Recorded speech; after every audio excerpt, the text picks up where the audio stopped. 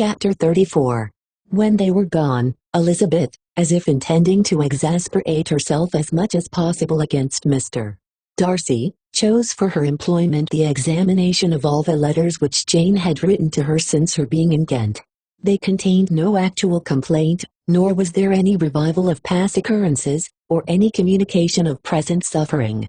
But in all, and in almost every line of each, there was a want of that cheerfulness which had been used to characterize her style, and which, proceeding from the serenity of a mind at ease with itself and kindly disposed towards everyone, had been scarcely ever clouded.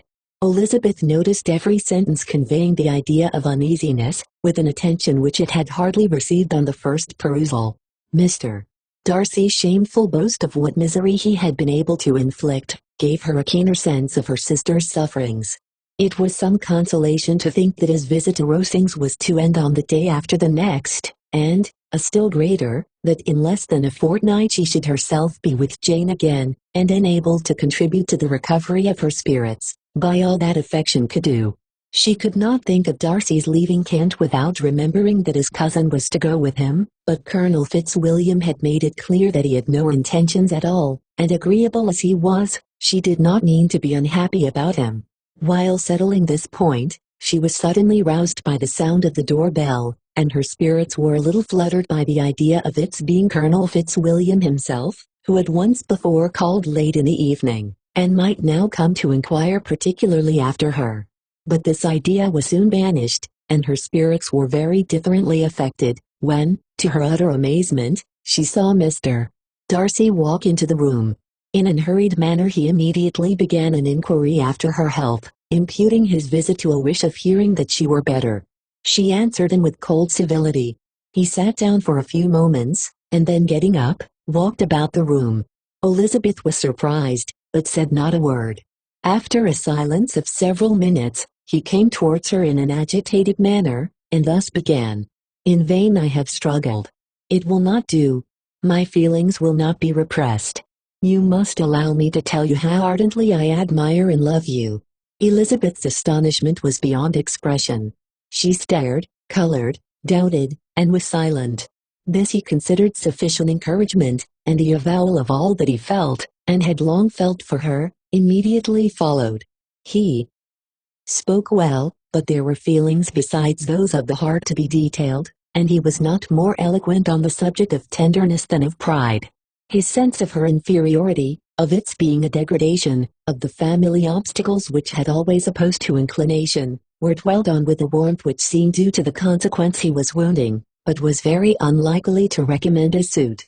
In spite of her deeply rooted dislike, she could not be insensible to the compliment of such a man's affection, and though her intentions did not vary for an instant, she was at first sorry for the pain he was to receive, till, roused to resentment by his subsequent language, she lost all compassion in anger. She tried, however, to compose herself to answer him with patience, when he should have done.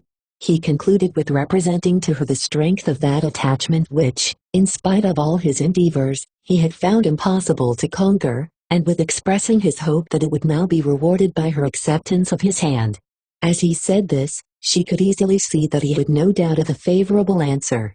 He spoke of apprehension and anxiety, but his countenance expressed real security.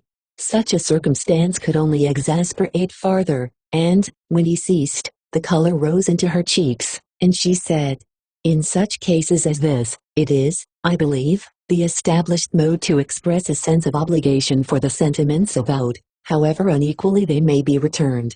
It is natural that obligation should be felt, and if I could feel gratitude, I would now thank you.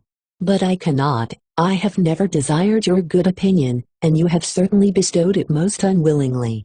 I am sorry to have occasioned pain to anyone.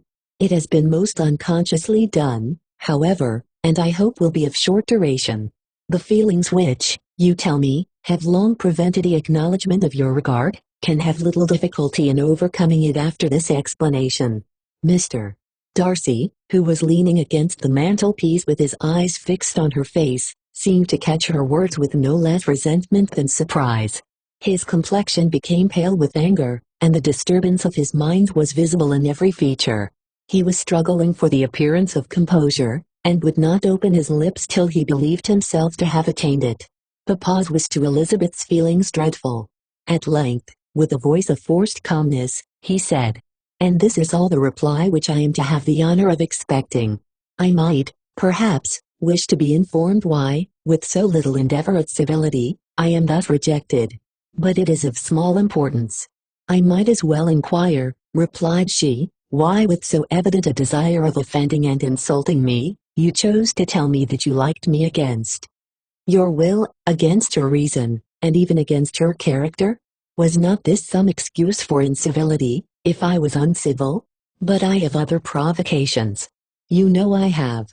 Had not my feelings decided against you, had they been indifferent, or had they even been favorable, do you think that any consideration would tempt me to accept the man who has been the means of ruining, perhaps forever, the happiness of a most beloved sister?"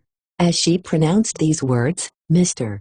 Darcy changed color, but the emotion was short, and he listened without attempting to interrupt her while she continued, "I have every reason in the world to think ill of you.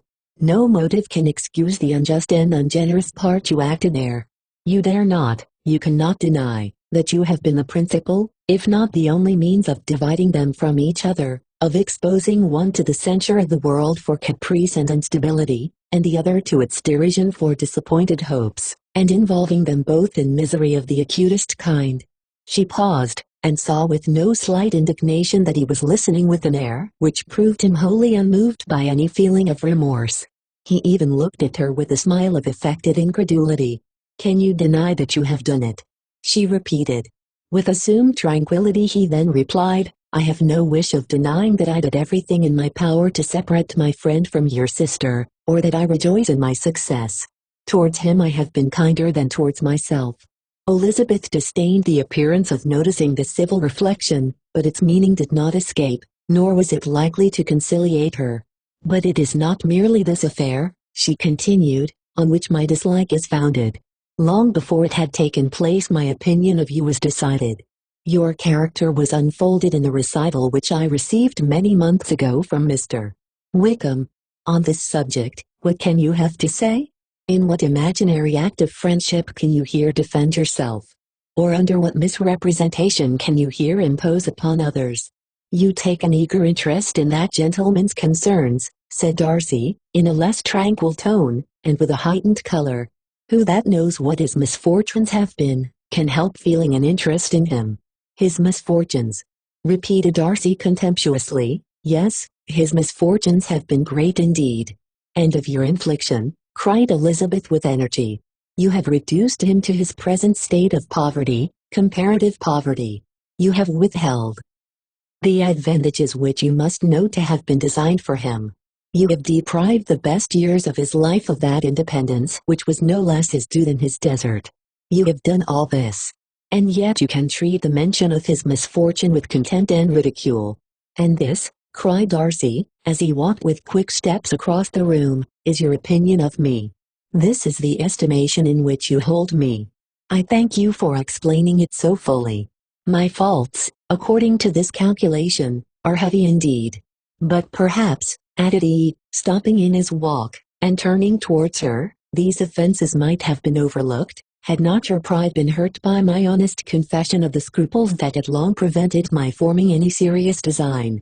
These bitter accusations might have been suppressed, had I, with greater policy, concealed my struggles, and flattered you into the belief of my being impelled by unqualified, unalloyed inclination, by reason, by reflection, by everything. But disguise of every sort is my abhorrence. Nor am I ashamed of the feelings I related. They were natural and just.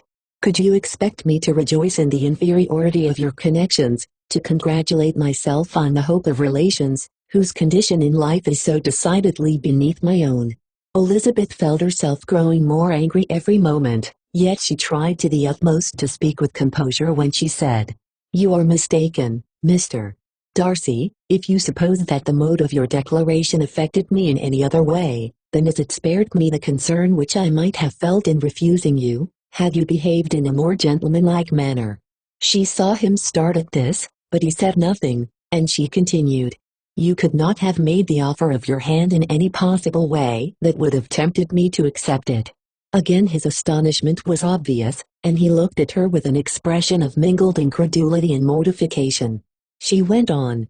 "From the very beginning, from the first moment, I may almost say, of my acquaintance with you, your manners, impressing me with the fullest belief of your arrogance, your conceit, and your selfish disdain of the feelings of others, were such as to form the groundwork of disapprobation on which succeeding events have built so removable a dislike, and I had not known you a month before I felt that you were the last man in the world whom I could ever be prevailed on to marry. You have said quite enough, madam. I perfectly comprehend your feelings, and have now only to be ashamed of what my own have been. Forgive me for having taken up so much of your time, and accept my best wishes for your health and happiness."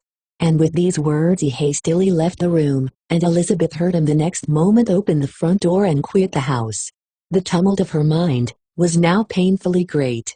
She knew not how to support herself, and from actual weakness sat down and cried for half an hour. Her astonishment, as she reflected on what had passed, was increased by every review of it.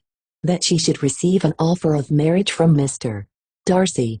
That he should have been in love with her for so many months. So much in love as to wish to marry her in spite of all the objections which had made him prevent his friends marrying her sister, and which must appear at least with equal force in his own case, was almost incredible. It was gratifying to have inspired unconsciously so strong an affection.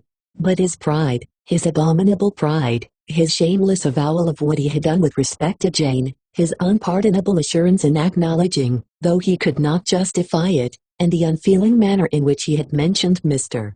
Wickham, his cruelty towards whom he had not attempted to deny, soon overcame the pity which the consideration of his attachment had for a moment excited. She continued in very agitated reflections till the sound of Lady Catherine's carriage made her feel how unequal she was to encounter Charlotte's observation, and hurried her away to her room. Like and subscribe for more.